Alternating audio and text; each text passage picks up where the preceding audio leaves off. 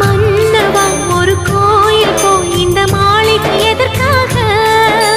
தேவியே என் ஜீவனே இந்த ஆலயம் உனக்காக. வானில் ஒரு புயல் மழை வந்தால் அழகே என்னை எங்கனம் காப்பாய். கண்ணே உன்னை என் கண்ணில் வைத்து இமைகள் எனும் கதவுகள் அடைப்பேன். சத்தியமாகுமா? நான் சத்தியம் செய்யவா? தொடு தொடுவெனவே வானவில் என்னை தூரத்தில் அழைக்கின்ற நேரம்.